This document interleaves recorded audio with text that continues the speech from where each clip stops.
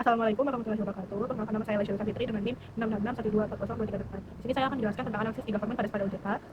E-government pada OJK itu merupakan sistem pembelajaran daring sebagai bagian dari penerapan e-government di bidang pendidikan. Platform ini pun tidak hanya sebagai media belajar, tetapi juga mendukung layanan akademik yang lebih efisien, transparan, dan terintegrasi. Di sini terdapat fungsi utama. Yang pertama itu sentralisasi materi pembelajaran, yang kedua itu otomatis administrasi akademik, yang ketiga itu fasilitas interaksi dan kolaborasi. Di sini juga ada nilai strategis. Yang pertama itu integrasi data atau single sign-on, yang kedua itu mendukung transparansi, yang ketiga itu efisiensi biaya dan waktu, dan yang terakhir mendukung program MBKM.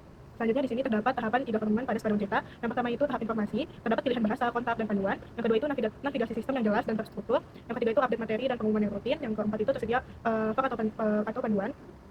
Yang kedua itu ada tahap transaksi, di mana adanya akses materi dan tugas, pengumpulan tugas secara online, kuis dan ujian daring, dan yang terakhir pengelolaan kelas dan penilaian. Lalu ada tahap komunikasi, di mana ada forum diskusi dan komentar. Yang kedua itu ada fitur chat dan pesan pribadi. Yang ketiga itu ada interaksi dosen dengan mahasiswa. Yang terakhir ada mendukung diskusi online. Di sini terdapat mind map soal digital divide. Bisa dilihat dari fotonya. Digital divide di Indonesia itu masih menjadi tantangan yang ditandai dengan keterbatasan perangkat, kesenjangan akses internet, rendahnya literasi digital, serta keterbatasan konten. Nah, kondisi ini itu menyebabkan akses teknologi itu belum merata di masyarakat. Dan untuk cara mengatasinya itu diperlukan solusi seperti subsidi perangkat, pemerataan infrastruktur internet, pelatihan literasi digital, serta pengembangan konten yang lebih relevan dan mudah diakses. Nah, di sisi lain itu, pada OJK juga menghadapi beberapa kendala seperti masalah teknis, tampilan aplikasi, dan kualitas konten pada pembelajarannya. Oleh karena itu, diperlukan peningkatan seperti perbaikan sistem, pengembangan tampilan yang lebih user friendly, peningkatan kualitas konten, serta penguatan keamanan dan dukungan teknis.